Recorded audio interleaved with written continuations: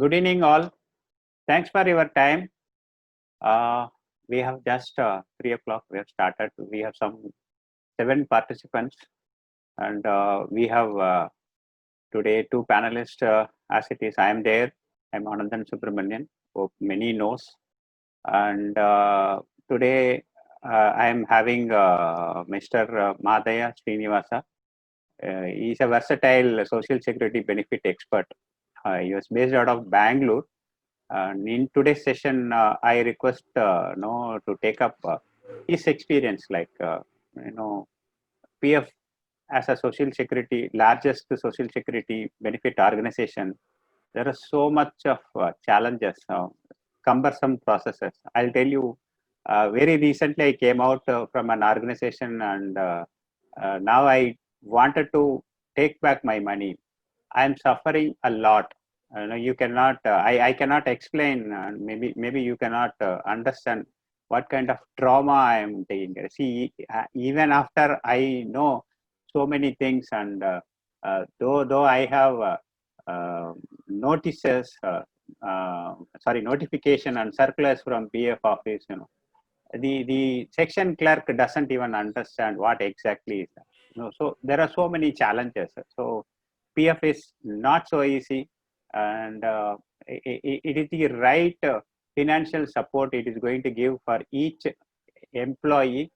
Where employee is not going to get, the employer will be in soup. Like he is going to get uh, front back and forth. Like even now I am chasing my previous employer to do this, do that, because the PF is not, EPFO is not actually supporting me or understanding what actually is being done. There's so many complications. So then see the plight of the those who do not understand the digitization, or maybe they don't even know where this money is saved, things like that. There are so many challenges.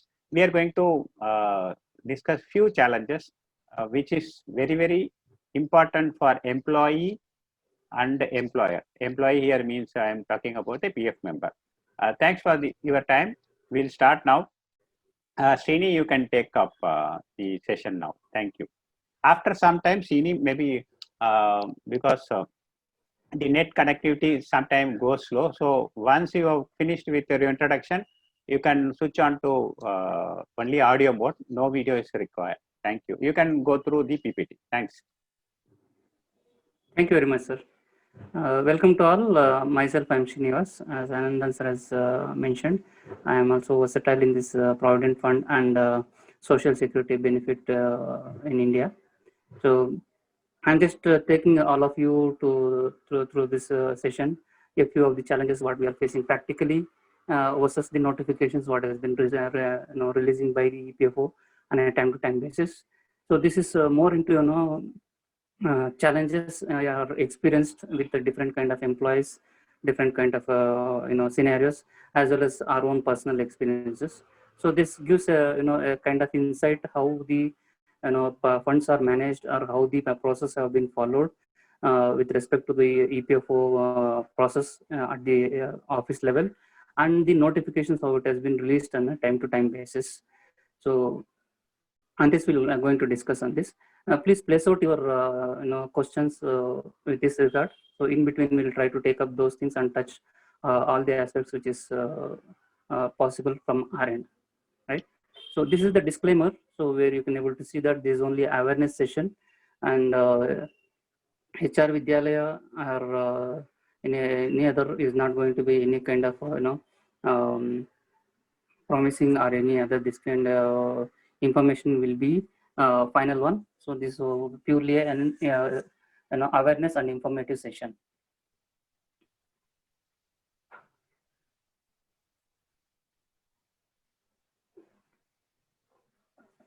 This is on the first slide. You can able to see Provident Fund has been initiated from the day one of 1952 onwards.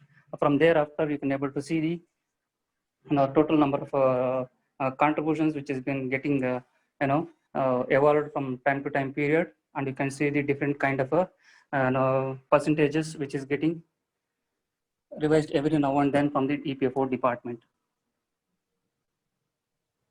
it is started from 1% onwards.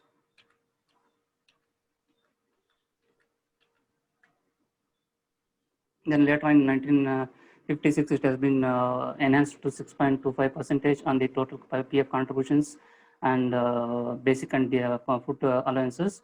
This 6.25% is both on the employer and employer contributions. Later on, once again in the 1971, the contributions have been enhanced to 6.25% to 8% once again. And once again, the pay elements like basic wages and DA. Later on, as a similarly, it has been time to time basis, it been got enhanced in 1998. That is 8.33%. In 1990, it is enhanced to 8.33%. Once again, to 10%. In 1997, from 8.33% to 10%. And in 1997, it is enhanced from 10% to 12% of the PF contributions based on the PF wages and that is basic and dearness allowances. No.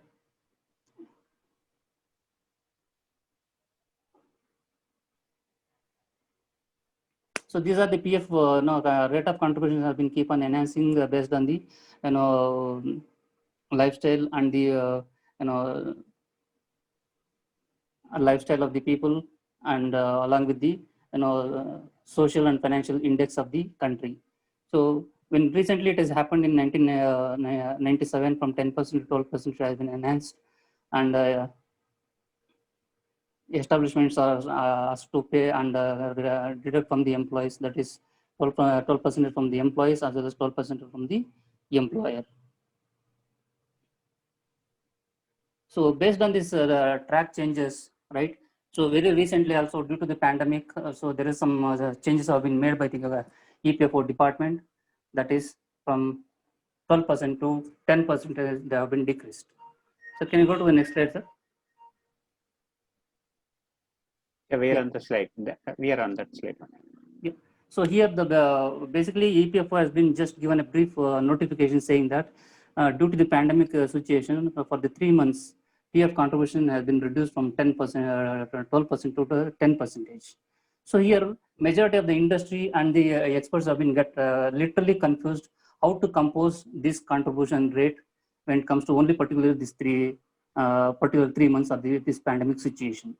So the basic questions which has been asked, or the notification has been directed like there's no elaborative information has been given. It is just mentioned referring to the notification issued during the 1997. Employer and the industry need to be followed to recover the 10% of contribution during this pandemic situation, which has been arranged with a different kind of questions with the industry experts as well as within the social security bracket, whether to continue the 12% further, or it is mandated to deduct the 10% from both from employee and as well as employer point of view, or if at all already since it has been emerged in the mid of the financial year, how to design the CTC.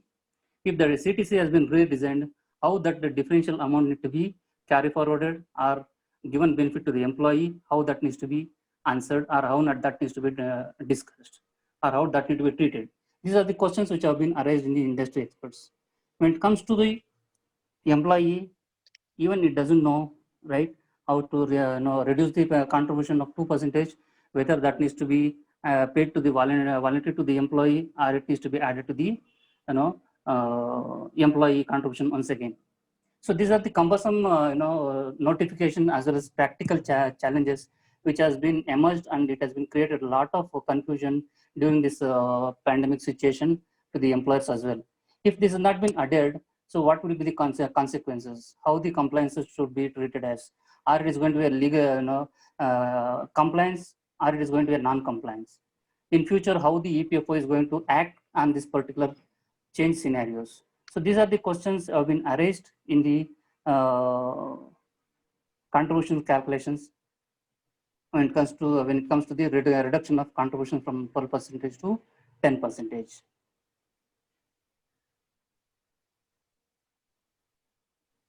Sir, can you go to the next slide, sir? So here we are able to enlist So the background and the change of wage applicability from 1952 onwards till 2014, that's the latest change which has happened. The earlier stages, it was started from the rupees 300.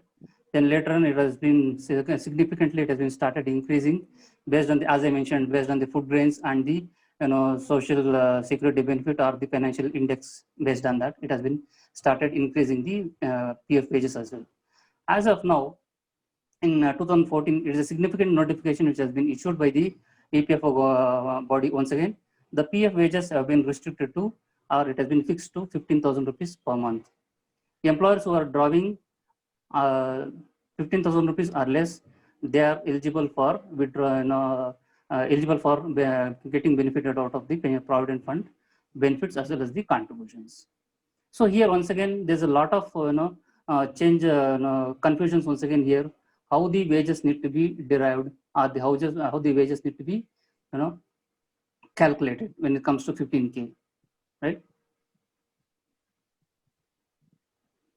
Sir, can we go to the next slide? So okay, I wanted to tell something here. Many people are asking whether can we restrict to only 15,000. Yes, there is a Supreme Court judgment on Marathwada Gramin Bank versus management of Marathwada Gramin Bank. There it is very clearly stated that the EPFO cannot mandatorily require the employees to or employer to pay contribution more than the PF ceiling wages. So now that's why in many establishments, nowadays people are restricting only up to 15,000. Even if my basic is 30,000 or 1 lakh, no, we can restrict to the PF ceiling wages currently, which is 15,000.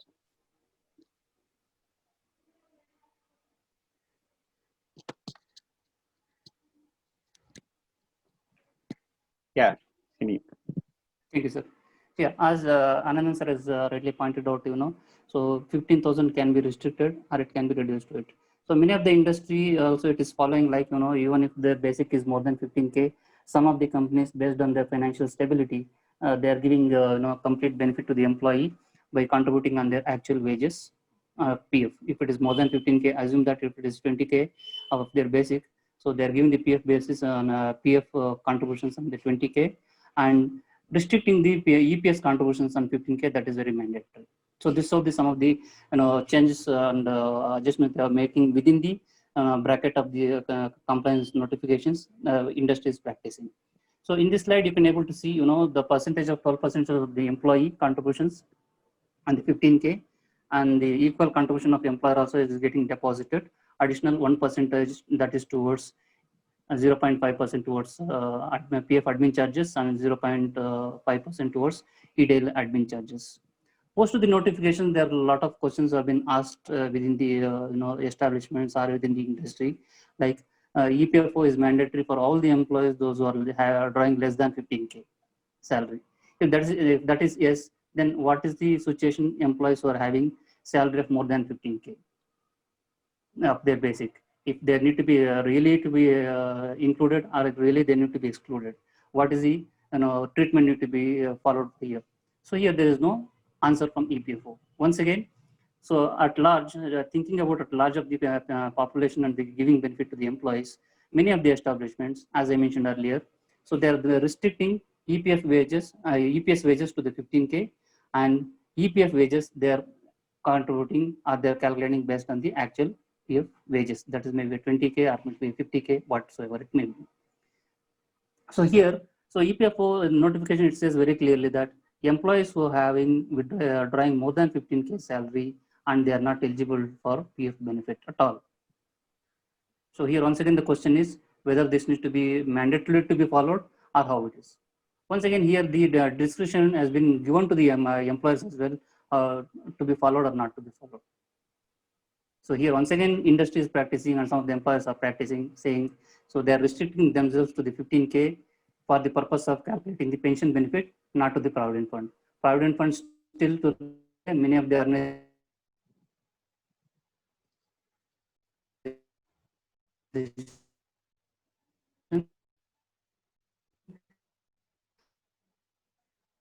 they are following EPF prohibition, right? So entire 12%, 24% of the contribution is getting deposited under employees provident fund account. So here, so when it comes to 15K PF wages, once again, there's a lot of questions have been asked. What and all the components need to be considered? Even here also, so there is no clarity from the EPFO or the organization. What are the fixed wages need to be considered when it comes to pay variables and how that need to be treated as. So as of now, this pension applicability is under the debate.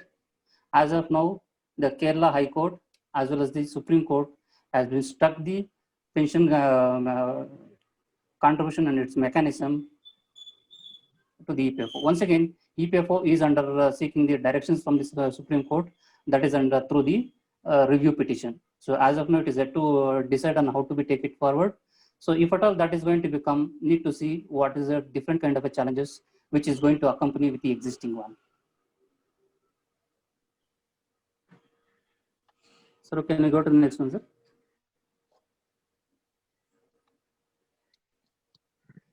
Yeah.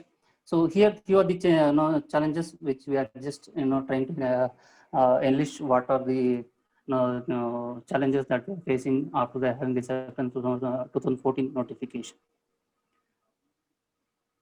So after announcement of the wages, that is to the 15K during the 2014, the challenges like, as I mentioned earlier, what is the 15th wages need to be, what is the wage treatment when it comes to the in align with September 2014 notification, where it's a gross wages or if it is a only basic and DA.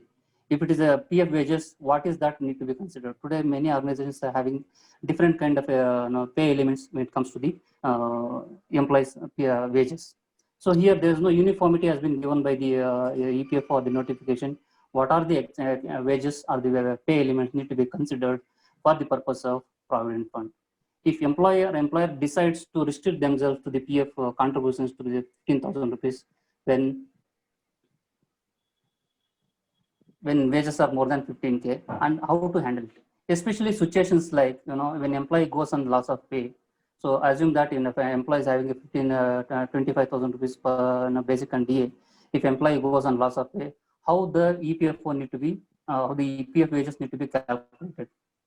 If employee joins last week or the 1 or 2 days prior to the closing of the month joins, if you have an employee having more than 15K salary also, for those additional few days, the wages will be very less. During that time, whether EPS benefit need to be given to the employee or not. If yes, how the treatment should be. So these are the dark areas we can able to see. So along with that, when it comes to the arrear wage payment and the calculations of PF, how that needs to be treated. So these are the changes and challenges where majority of the organizations have been facing. Not only to this is going to be once again challenges during the adjusting during the books of accounts as well when it comes to the retirement benefits. When it comes to the pension to be deducted or not, especially in this above scenarios when it comes to loss of pay or employees joined later, late joiners or employees' salary have been reduced or it is. So how to deduct the PF wages or how to deduct the pension benefit need to be given to the employees or not. So this once again it is completely dark in this area. As of now, industry and many of the employers are following their own way of logical interpretation. According to their interpretation, it is happening. When it comes to PF scrutiny, with any of the establishments have received scrutiny notices or anything, entire these things will be digged, and once again it is getting interpreted by the EPFO or the concerned officer according to their interpretation knowledge. Once again, there is a huge gap between those particular two aspects when it comes to the interpretation by the employer and interpretation by the implementation authority, that is EPFO. And not only to that, when it comes to, there is another set of employees called international workers, primarily known as IWs. So here, this September 2014 notification is still having the dark area, or nothing has been told about international workers, how for them to be EPF, the pension contribution need to be treated. When it comes to the actual notification, it says that the employees having more than 15K, they need not to be part of the provident fund benefit. When it comes to the international worker, so it says that so there has to be part of the part of the benefit. So here once again there is a contradictory statement or the alignment between the practice as well as the versus the notification. So at this stage, once again, as similarly we mentioned, right? So Kerala High Court is already struck the EPS benefit restricting to the 15K, and same has been upheld by the Supreme Court. As of now, EPFO is under the reviewing under this under the review petition with the Supreme Court. So still we are awaiting on those guidelines to be out, and that is how it is going to be create any kind of other challenges, or what is the additional challenges that is going to be added to the existing one. Okay, Srini, I would like to mention few more points now what you have already mentioned. For example, as mentioned by Mr. Srinivasa, for establishment which has restricted up to 15,000 for all employees.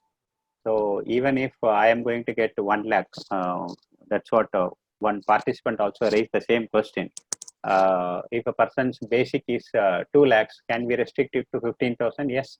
If an entire establishment is doing so, or maybe with the permission of Assistant Commissioner of Provident Fund, for a section of people like white collar unrestricted and blue collar restricted, that also can be done.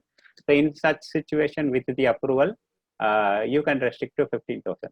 But as discussed by Mr. Sini, so what is the challenge here? For example, same scenario, I'll take my basic is 25,000. So I am going on loss of pay for 10 days. So irrespective of that 10 days salary, my basic still remains at 15,000. So whether it is going to be the contribution is restricted to 1,800 or the 10 days of loss of pay will be reduced, and proportionately my PF contribution is going to go down. Most of the establishment do not follow this, but actually speaking, where your ECR itself, when you are filing the ECR return, you are going to mention if it is going to be a loss of pay, the working days, normal working days will be less. So the best practice, I am not going to tell that what I am going to tell is right or what is the best industry practice. So I'll tell you, here what you have to mention is only lesser amount. It is not, you cannot put the same 15,000 irrespective of that. See, for example, as a participant raised a question, my basic wages is 2 lakhs.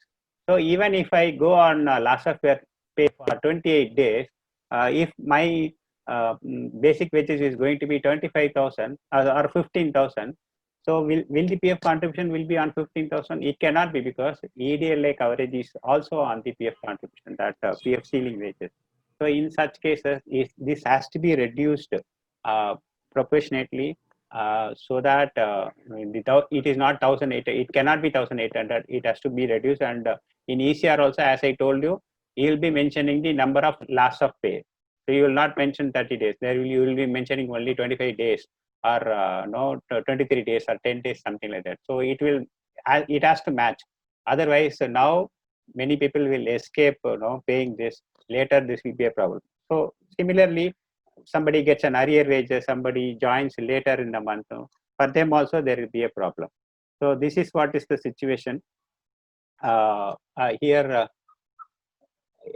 I am taking the question on the same thing. Participant is asking, if only one particular employee in a company requests for restricted contribution, it cannot be given. It can be only a group of people, in the sense, as I told you, it can be a white collar or blue collar, or maybe managerial category and the staff category, something like that. Only one person wanted to restrict and others wanted to pay on unrestricted basic, it cannot be.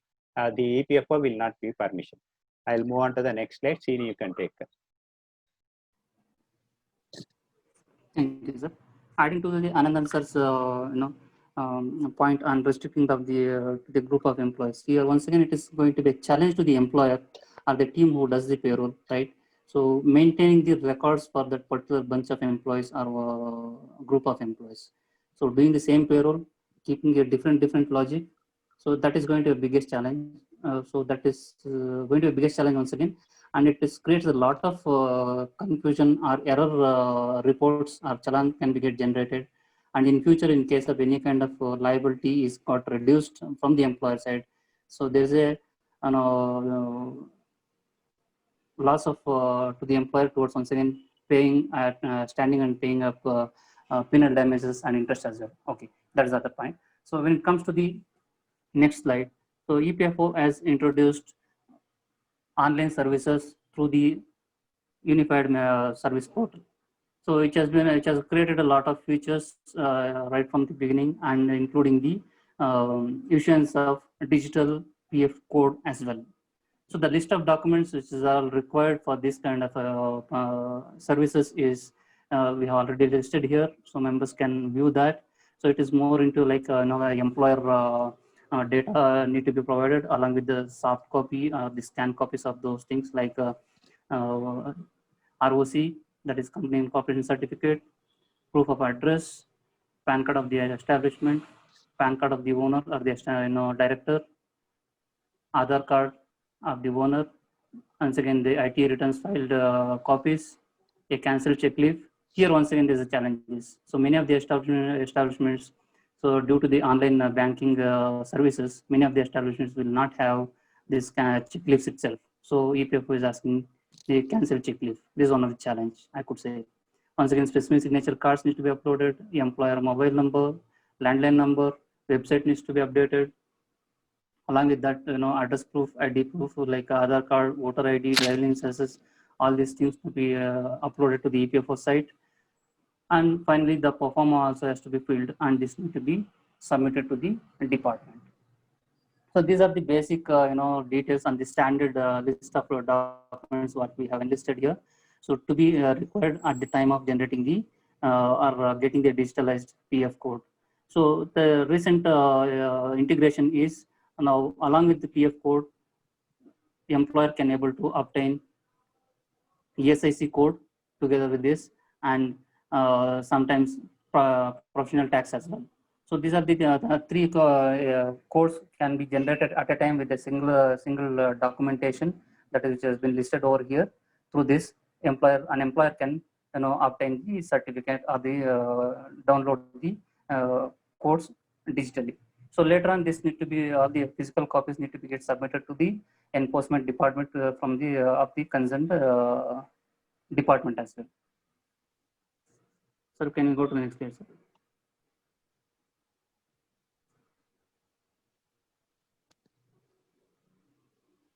So the challenges here, I think is that after even though EPFO says that it is a digitalized documentation and code can be given to the employer, right?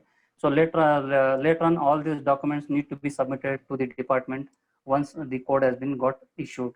So based on the information seeded in the portal, so EPFO is going to issue a employer's login credentials as well.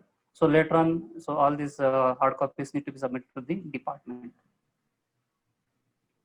In the ECR portal, it has been also given the option to the establishment saying that they can map the branch offices all over India to the main code for the purpose of generating the ECR, for the purpose of displaying the total number of branches what the employer has been got, and out of the branches what are the number of employees who have been covered under particular branches. However, here there is no bar to get the code once again from the against to the branch as well. If at all it is required, employer also can obtain the branch codes as well from the EPFO department. But once again, getting the branch code separately for the establishment which has been branch offices is once again it is going to be a bigger challenge, where the main code main code office and the branch offices. Well, applying to the new one itself, it is going to be the biggest challenge, where the establishments having a different kind of a branches. If at all branch has got changed to the any other location, how to map that and how to get the changes of those branches, nominations and everything. So these are the challenges where EPFO has been. On the other hand, EPFO has been given the option of doing the business through online. So where it is created once again a lot of confusion are the challenges due to the lack of implementation body, or due to the lack of information need to be furnished, or due to the dissemination of information, how that needs to be happen from the employer side or from the EPFO side. So these are the challenges we could able to see when it comes to the seeding of the branches or getting the separate code from the department itself. Sometimes EPFO says that the main code is there if that itself is enough, and sometimes EPFO enforcement officers sometimes they say that when you have the branch code, it is a branch, you should it is better to take the branch code as well. In that way, they are communicating and telling to the employers who go to them, or if there are any kind of discussions happen during their assessment or any kind of a thing. So these are the challenges what we could able to see when it comes to the notification versus actual implementation at the ground level reality.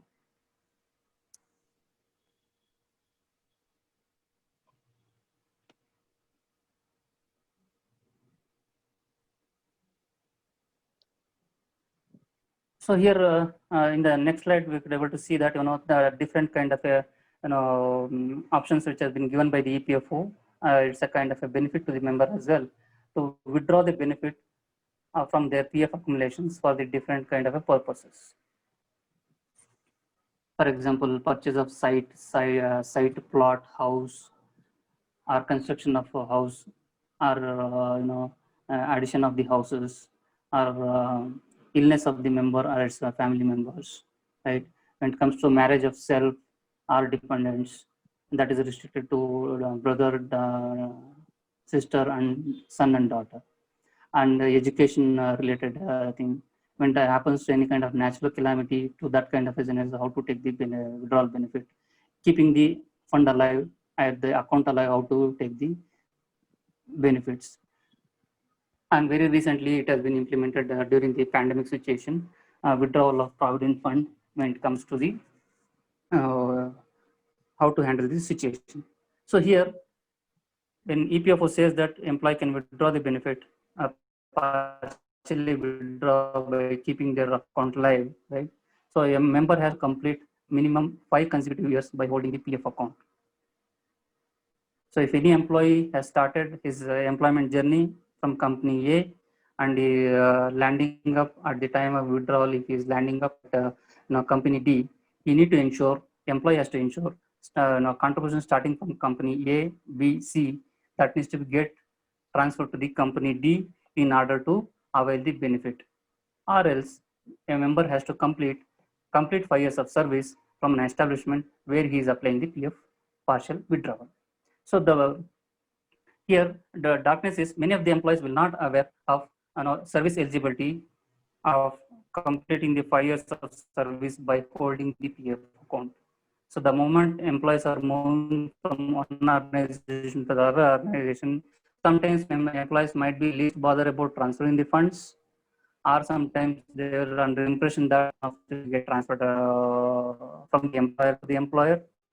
Sometimes employees might have initiated transfer and that is completed because and so many others. So situation, so we have been witnessed here. Many of the employees they have started applying for during this pandemic situation, but their application has been got rejected, saying that your pension, your service period is not eligible to process the application.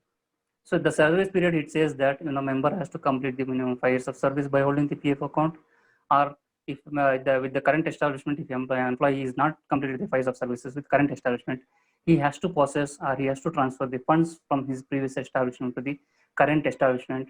And the service period, especially, it is very important. Service period must be get transferred to the current employer.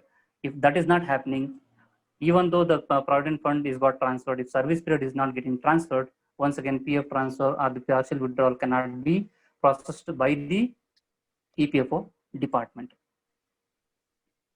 So the challenges here. So can we go to the next slide, sir?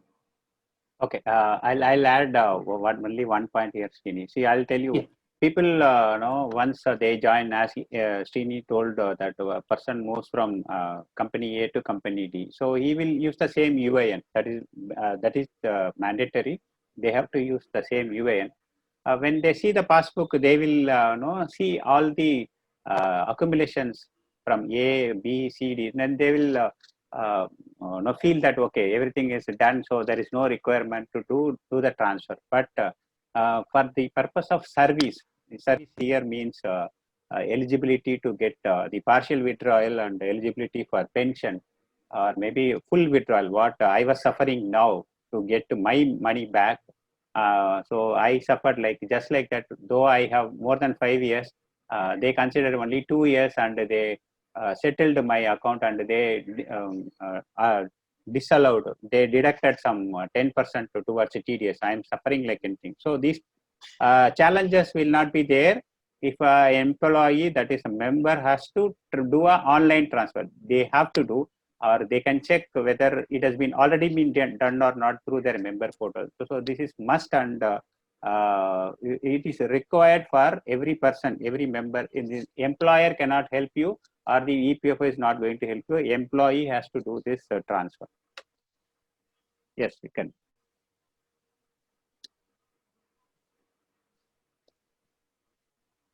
Yes, Srini, you can take. Yeah. Yeah, here when it comes to online PF transfer, right? So service period is, that is something is nothing but where pension accumulation is getting deposited. That is called as service period. Especially when that is actual fund movement will happen from one establishment to the other establishment, or you can say that one PF account to the other PF account number. When it's come to the service period, there will not be any kind of record, physical fund movement. It is only a record transfer. Assume that I, Srinivas, has joined in one organization and served for 1 year. When I'm applying for PF transfer, the PF transfer is going to take place two aspects. Hello, Srini. If an employee is Srini, your voice is getting disturbed. I think the signal is weak. No, maybe be there in a place. Now where... I'm audible, sir. Now, yeah, yes. Yeah, please repeat what you as said. I was mentioning. Yeah. So when it comes to the PF transfer, it happens in two segments. One is physical fund movement from provident fund account to the from previous establishment to the current establishment, and the second one is, which is very most important for all the PF transfers, that is transfer of service period. So here, transfer of service period, which is consisting of employees pension account, which is getting deposited or getting accumulated. So here there is no physical fund movement from one employer to the other employer. Here only a service record movement from one establishment to the other establishment. Though the establishment account is maintained in the same account, PF office, yes, the service should have moved from one establishment to the other one. If it is with a different PF office, assume that in Bangalore, if I take Richmond Circle and Carepuram, so if my previous establishment PF account is maintained with Richmond Circle PF office, yes, once the Provident Fund has been moved, the service period of from mine has to move from Richmond Circle PF office to the Carepuram PF office. Then only PF transfer will be get affected and service period will be accounted from the date of joining of my previous establishment or the previous date of joining. Otherwise, it will not be counted. Though the PF account has been transferred, if service period is not carried forward to the next employer or the next establishment, the service period under PF will not be considered for any kind of benefit. So most employees do partial withdrawal, or when they do 100% withdrawal at the time of unemployment, or if they quit decided to do the employer where they have left from the organization. So the service weightage will not be given to the employee, or the contributions on the establishment has not been moved. If at all has been more partially moved, there's a lot of challenges to the employees to get their fund to be withdrawn or to be get settled. So here what happens, though the member is not having a full visibility on how the PF transfer happens, when it comes to withdrawal or when it comes to do a partial withdrawal, employee is going to face a lot of challenges. No EPF office is going to take the accountability or the responsibility. That is one aspect. Other aspect is employer also is helpful, though he is wanted to help to that particular employee of that establishment, right? When you will not be having information of this previous establishment, how it has happened, whether it is moved or not moved. So that is going to be a different difficult scenario of moving the funds from one establishment to the other establishment. That's the reason please ensure all your PF transfer when you change the employment, you need to ensure that PF accumulation as well as your service period. This need to be get accumulated or accounted to the current establishment. Then only your PF transfer is successful. Otherwise, this is the challenges which you need to be going to face. The other important aspect here when it comes to the PF is employees who are transferring the funds from PF accounts which has managed with the trust to the RPFC account or RPFC account to the trust account. So here when it comes to trust, PF accumulations have been maintained in two different scenarios. One is Provident Fund is maintained under the trust and the pension account once again is maintained with PF office. Usually, normally transfer from the trust EPF account will get transferred very immediately, and annexure key will be released to the employee and to the concerned PF office. When it comes to service period, this is where the employees will get struggle. So once the PF transfer has been completed, employee thinks that my PF is got transferred. Actually, if the concerned trust or the PF office, if they are not transferred the service period to the next employer, once again, the employee has to face the challenges or employee service period will not be accounted into the current establishment. In a similar way, it is going to happen when PF transfer is going to happen from RPFC account to the trust account. So majorly the Provident Fund account will be get moved to the concerned trust, and service period from the RPFC account to the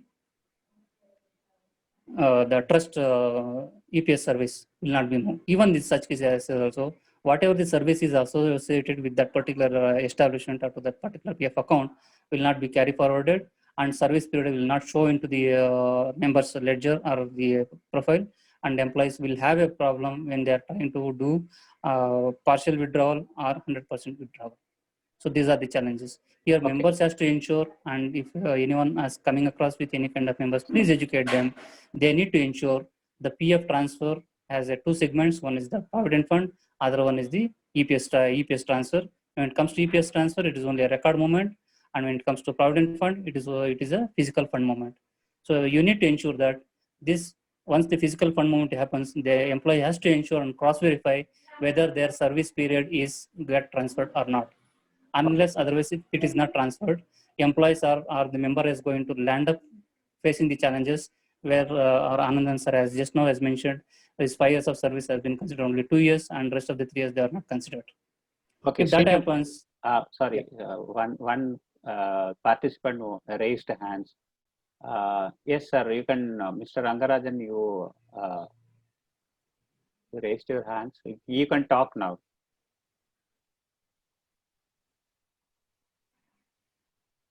You can unmute and you can talk now. I think you raised hand, Mr. Rangarajan. Yeah, is it audible now? Yes. Okay, fine. Good afternoon, gentlemen. I'm calling from Chennai. I worked in 2 organizations. Okay, so I'm now 60 years old. I've completed 60 years. In the first organization, I have received the PF contribution from the employee side. Okay, and the employee's pension contribution, I did not get it so far. They say after 58 years, 3 years have to be passed on, and only after that I'll get the pension amount. Is it okay? Is it correct? No. The very next day itself you can get. Once you are superannuation is nothing but 58 years in PF Act. So once you complete 58 years, on the same day itself, nowadays, the EPFO is claiming that they will distribute a pension. So there's no requirement for you to wait for 3 years. ORS said it is wrong. There is no requirement for you to wait. But I have filed both the forms for the PF remittance. Maybe you can visit, or maybe you can raise a grievance so that you will get a solution. You can raise a grievance on that. You can get a solution for this. Okay, sir. Okay. Thank you, sir. Thank you. Srini, you can continue. Thank you, sir. So any more questions on this PF transfer? No questions. You can continue. We are running out of time. You can just go through. So we are running out of time. You can just carry on. The next one is on the PF recent changes, like, employee can himself can able to update the date of living in the member portal. So this is once again this mechanism goes out like, so simple similar kind of a OTP controlled process. So in this process, a member can log into their portal and update the date of exit by selecting their establishment where the date of exit is not updated, and sign up on that. The employee will be get generated an OTP to the mobile number which has been linked to the Aadhaar as well as PIN number which has been got linked. And once it has been updated, OTP along with the date of exit, the system will take care out of that. So here the challenge is, employee must able to update the date of exits after completion of the 60 days. That is one thing. The second one is the contributions which has been getting remitted by the establishment, that needs to be matched here. If that is not matching, once again, employee will have the challenges at the time of withdrawal or the transferring the funds from one establishment to the other establishment. So here the challenge is member will not know what is the PF contributions got deposited for that particular period for where the date of exit is reached, or it may be end of the month, or it may be mid of the month, or it may be partial days. If employee will not have such kind of information, if employee is updating the date of exit according to the given information, if any kind of changes or any kind of mismatches happens in that, once again member has to face the challenges where to correct this date of living once again, and this need to be get routed through once again from the employer side.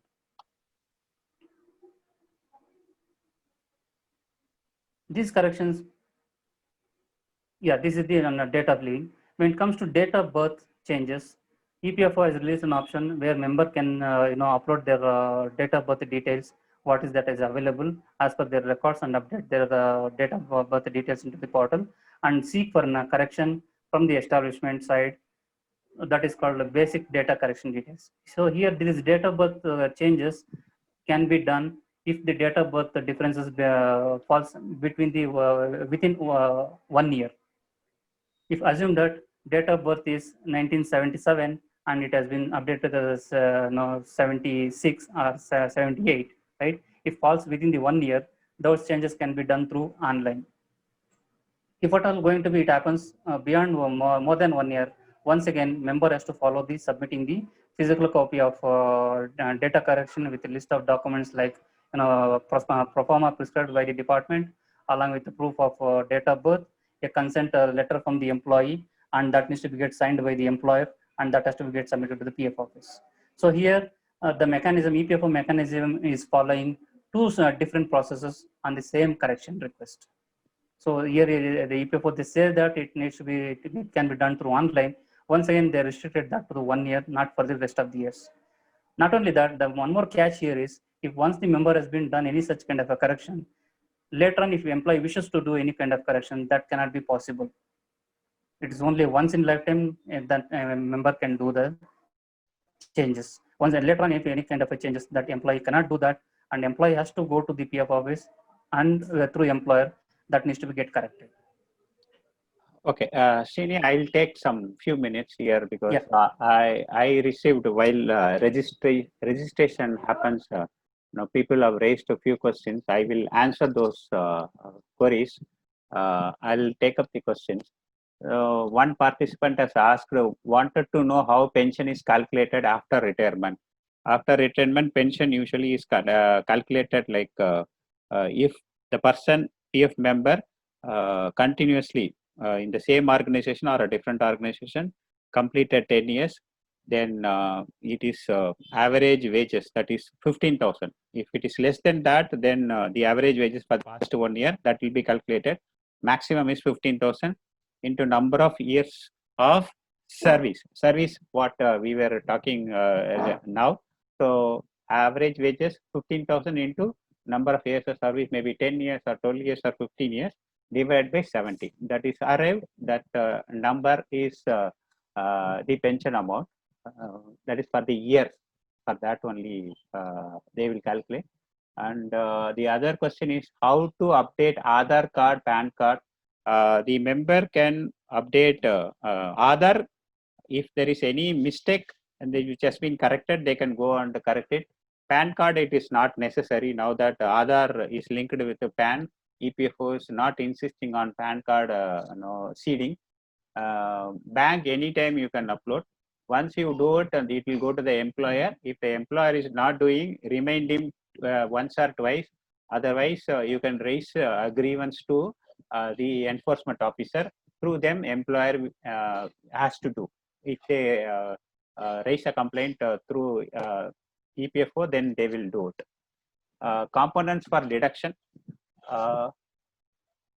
The question is not clear. They're asking your components for deduction.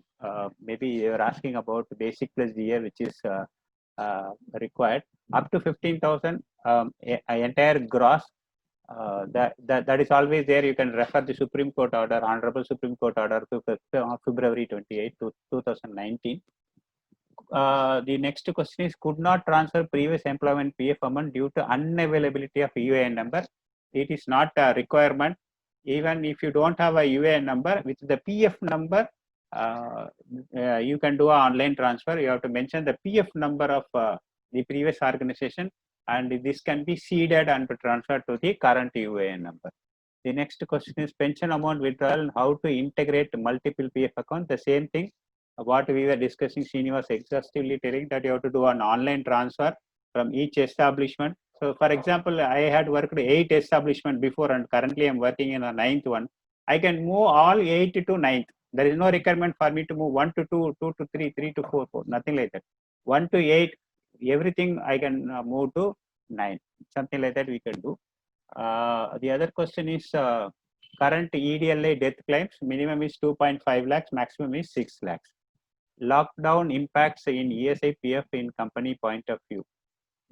Lockdown impact, so much of impact. Many establishments are not paying ESI or PF.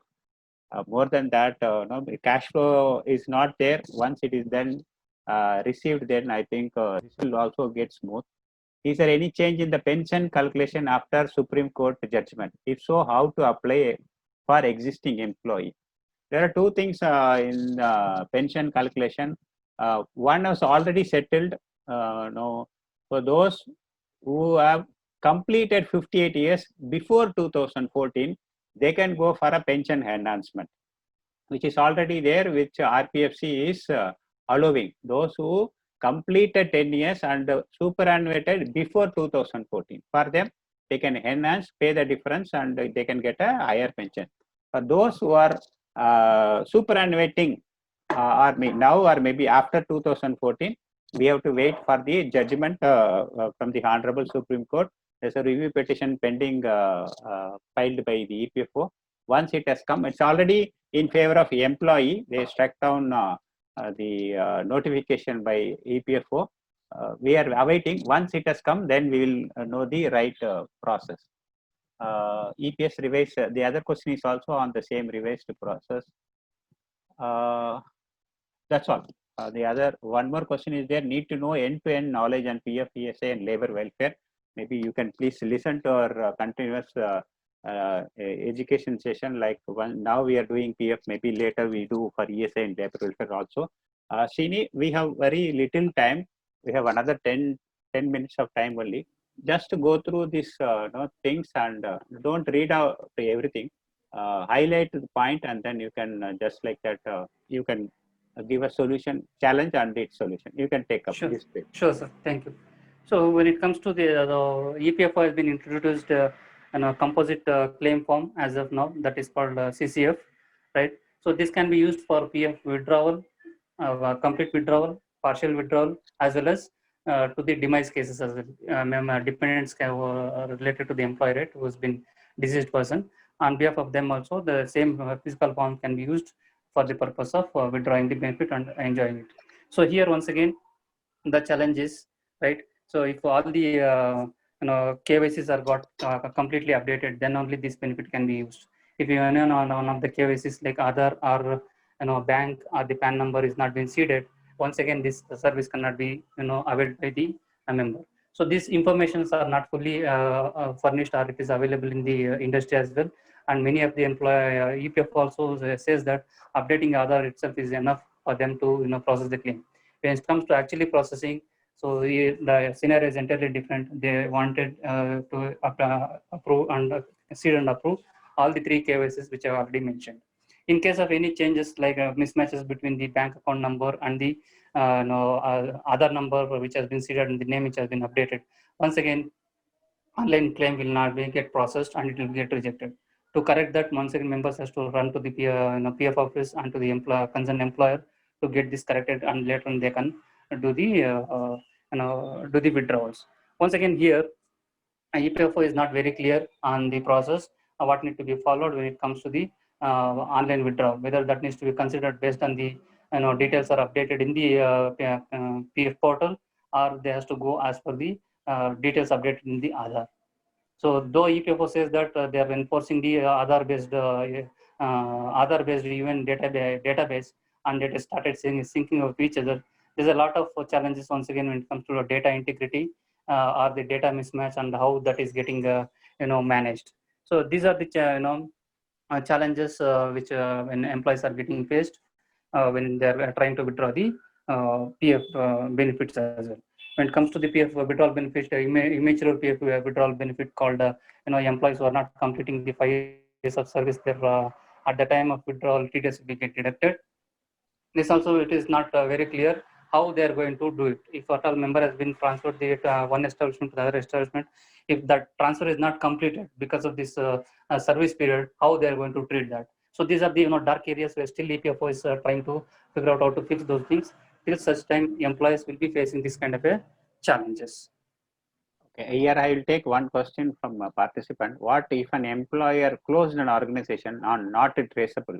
Can an employee update his date of exit by himself and manage for his transfer or settlement? Yes, sir. In such situation, they can do, but provided the EPFO will cross-verify the last remittance, and then they peruse the document, and then only they will approve. Until such time, it will not be approved.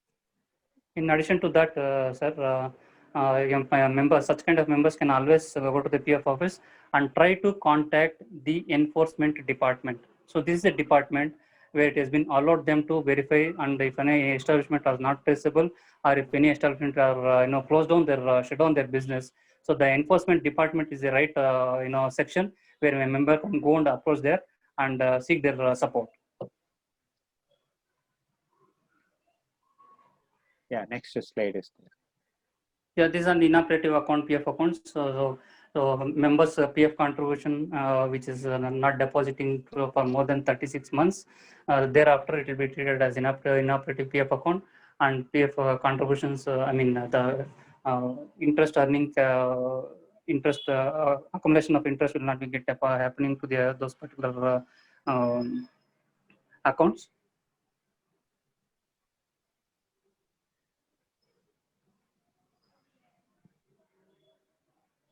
So here I would like to mention one thing. Like very recently, Ministry of Finance came out with a notification. After 7 years, if the employee has not transferred or withdrawn that account, the total accumulation, whether it is with the RPFC or the trust, it will be moved to the account with the Ministry of Finance. After that, the individual employee, wherever he is, he cannot approach the PF office. He can only approach to the Ministry of Finance. From there only he can get. There also it will attract interest, but his details will be kept only with the Ministry of Finance, and that individual member or the nominees or legalers has to approach only the Ministry of Finance to get the accumulation, withdrawal, whatever from Ministry of Finance only. So it is always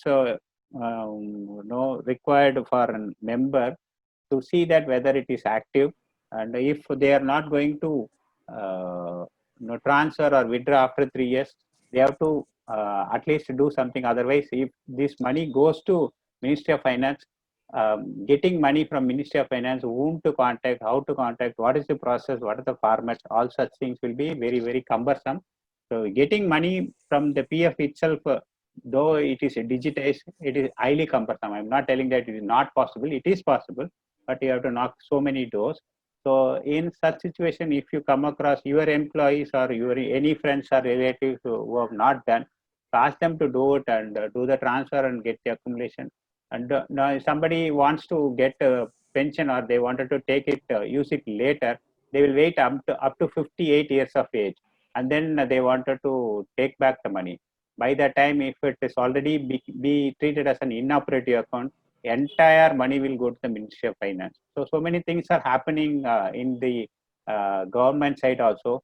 So if you are not engaged, you are not employed with the PF covered organization, please be very, very careful. So Srini, you can take this slide. Thank you, sir. Once again, TDS is on the immatured PF withdrawals, that is immatured called accounts which has been not completed more than 5 years of by holding a PF account. If any employee trying to withdraw those PF accounts, that will be called as immatured PF accounts.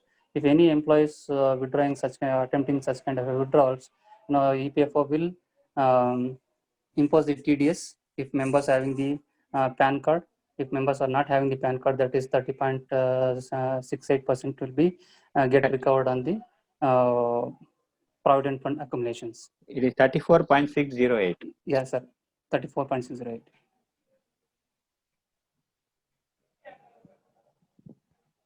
Okay, here there is one more twist in the sense now the scenario what I had discussed earlier, a person who wanted to take back money later. So he retired, maybe voluntarily resigned in age of 52. He don't want to touch that money because the EPFO is giving a good return. So 8.3, 8.5, 8.65, something like that. So he left it as it is. So at the age of 60, a person went to PF and he withdrawn all the money and he filed a IT return. So the IT in Bangalore, as an income tax administrative tribunal, what they told is the money which is accumulated up to superannuation is not taxable. The money after superannuation, even if it accrues interest, such accrual of interest, that money is taxable. So here members have to be very, very careful. If somebody is keeping their money even after retirement, they have to say, there is one more Punjab Haryana High Court order similar to this, which is in favor of the employee. But now that here it has been already decided that it is a taxable amount, he has to contest to go to the court and get that money back. So things are very, very difficult. So people have to be very careful in keeping the money for a long time. Srini, you can take.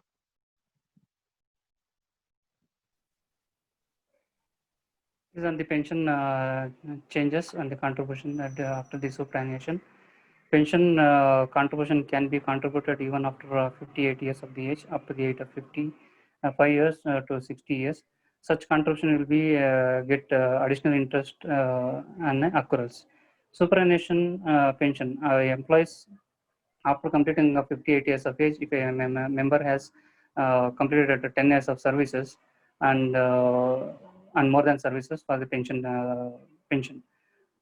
Employees after completion of after 59 years to 60 years of the age, if a member has completed 10 years of 10 or more years of service at his age of 58 years. If the member has not completed 10 years of service after completing of his or her age of 58 years, he or she is not get the pension, and here she can withdraw the lump sum amount. I'll give a live example. Like I work from the age of 52. Before whatever I have worked, I have withdrawn. So I work in an organization from 52 to 58. But my organization wanted to retain me after 58 also. So as I have served only 6 years, 52 to 58, only 6 years. So I am not eligible for superannuation. So in such cases, I cannot continue to contribute to pension. I can contribute to the PF, 24% will go to PF. I cannot contribute to pension. But if I had already completed 10 years of service, then I can continue my pension also from 58 to 59 or 58 to 59 and 59 to 60. That is also there. This is what is the scenario mentioned over here. Yeah, okay, next slide. So here is a benefit to the employer, not to the employees here. So employers who are employing the employees having a below listed physical alignments, right?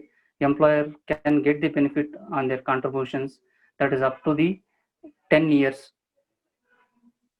of consecutive employment of those such members.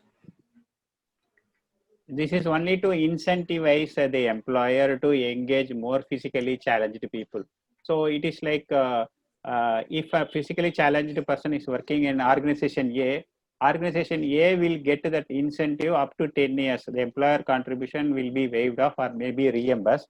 So that challenge is there, how to get that reimbursement, how to get that incentive back. That is the challenge what has been there. But the other green area is like, now, if that person works 3 years in an organization, go to another organization, so organization A also will get, and the organization B will start from that day when he joins from there.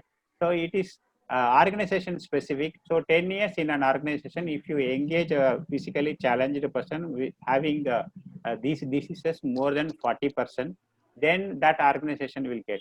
And the challenge here is, how to get this. Hopefully, this has come from 2016, I believe. I have no clue whether someone has already got this kind of an incentive. Many people have engaged, physically challenged people. More than 50, 60%, 80% people are also there. But how the organizations are getting this, nobody knows. Even in the PF office, if you go and ask them, in the PF site also, it will be mentioned only 3 years is there. But there is a GO, a Gazette notification, which says that it has already been revised to 10 years. That also many people do not know. So these are all the challenges the employers face, irrespective of the government has come out with many waivers for the employer in respect of employer. So Srini, I will take this, my font area. This is about the international workers. The challenge here is, these are all the 3 areas what I had highlighted in yellow are the international worker. If your employee who is on your establishment role and going to work for a company in a socially security agreement signed with SSA countries. For example, your employee goes to Japan, your employee goes to Korea, your employee goes to Germany, things like that, France. So these are all SSA signed countries, Belgium. So if they go, they will be treated as an international worker, that particular person, for a particular period where they are engaged there. There is no need to pay social security over there. So when on their return, they will be treated as a domestic worker. The other category is, if your employee is going to be on your role, who came from an SSA country, but does not have a service. See, for the same example, if a person who comes from Japan, but do not carry detachment certificate from the government of Japan, then he will be treated as a international worker. The third one is OCA category. This is the most challengeful what we have described here. The challenge is a person who's having an Indian face or Indian name, who comes and works in an organization, he carries a OCA. If a person carries a OCA, he will definitely have another passport other than India, or maybe he will not carry Indian passport, he will be having only other national passport. So in such situation, that person is considered as international worker, but this is very difficult for any employer because they just like that engage those people. They don't check into these details. They will not ask if he is not a foreigner. They will not ask for the passport details. So this is the biggest challenge, and many establishments nowadays are engaging people from Sri Lanka. Many people from Sri Lanka are settled in South India. They are joining many organizations and they are treated as a domestic worker. They are not domestic workers. Sri Lankans are treated as international workers. So who are not the international workers? Maybe Indians who do not have any other passport, and those who are having Bhutanese passport only, or Nepalese and Nepalese passport only. These people are considered as a domestic worker.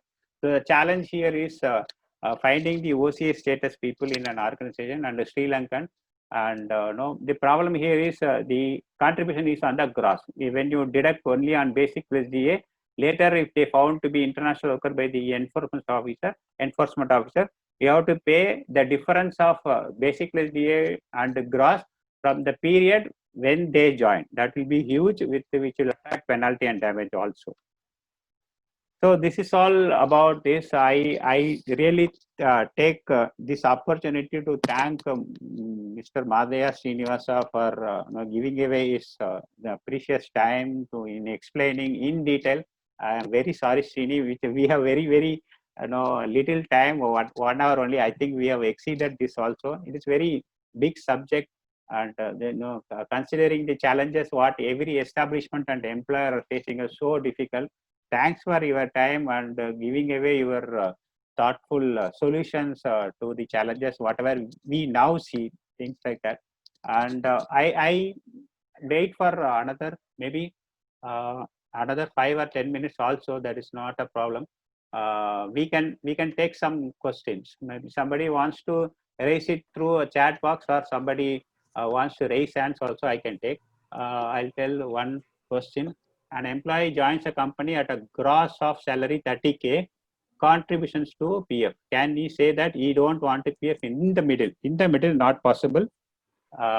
If once he is a member, he has to continue to be member towards his career. In the sense, after he goes out of this organization, if he joins another organization, he has to withdraw both PF as well as pension. Then only he can say no to the next organization. So if he is a PF member, then he cannot. The other question is how to fill revised EP. I don't know what is EP. In case by mistake paid EPS to PF to pension. You can file a revised ECR, and then this can be rectified. Revised ECR with revised Form 3A. If you can file, the mistakes can be rectified. Yeah, adding to that, sir. Adding to that point. So if within the financial year, PF financial year, if there are rectification need to happen, that you can employer can file the revised DCR through text file. If it is after the financial year or after the financial year, or the final accounts have been got finalized, then it has to be done through physically form submission of revised Form 3s. Okay. Anybody has any other question? We'll wait. Maybe you can raise hand, or maybe you can type it. What the next question? What is the easiest way to know PF balance by any employee? You can visit your member portal. From there, you can get a member passbook details. There, you can get the details of your contribution. I think PF has started informing the individual employee of the SMS through SMS on the contributions what has been remitted by the employer. But I think this has already stopped for a long time. I don't know whether it is still continuing.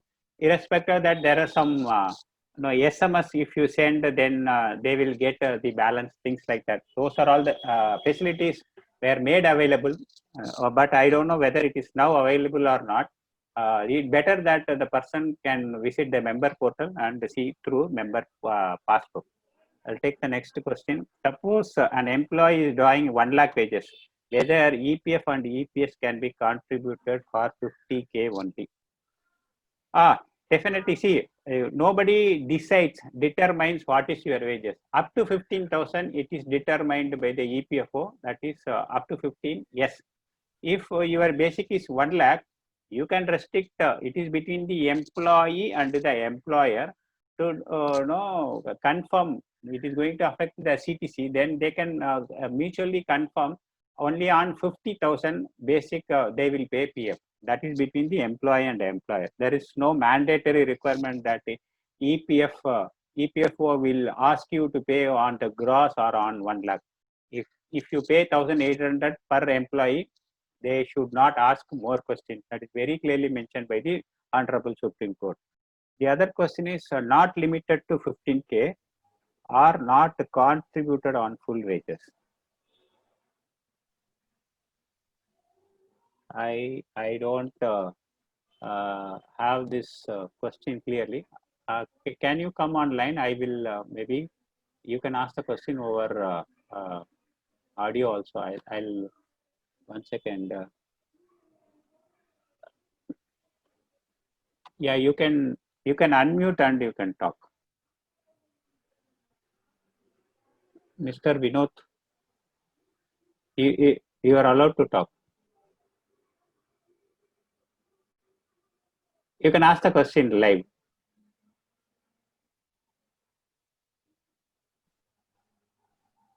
Okay, he had mentioned that, sorry, that was a continuation to the previous question. Okay, that we have answered. So any other question, I will just check. Okay, no other questions. I take this opportunity. Srini, if you wanted to tell something, maybe you can tell and then we can close the session. Yeah, there are two questions once again. One is the split up of contribution to the PF nominations. Yes, it is possible. A member has to fill the nomination form, and in that member has to mention the split up of contributions, what he has to nominate to these nominees. That is possible. So if that is the case, employees always can keep updating their nominations. Now it is become online, so it is not required any kind of employer intervention. Member can just log into their Review portal and just update their nomination preferences. That is one thing. And the second question is on the HRA consideration. Other than HRA, all the pay elements are eligible to come under the purview of Provident Fund. So this all from my end, and I would thankful for everyone, all the participants, as well as to the Anandan sir for facilitating this wonderful session, which is, I believe that it has been more informative and useful session. So in case of any questions beyond this, if you find, please post it to us. I will try to answer those things as much as possible from our end. Thank you. Thank you so much, everyone. Have a nice weekend. Happy Ganesh Chaturthi also. Thank you very much. Thank you all. Thank you, sir.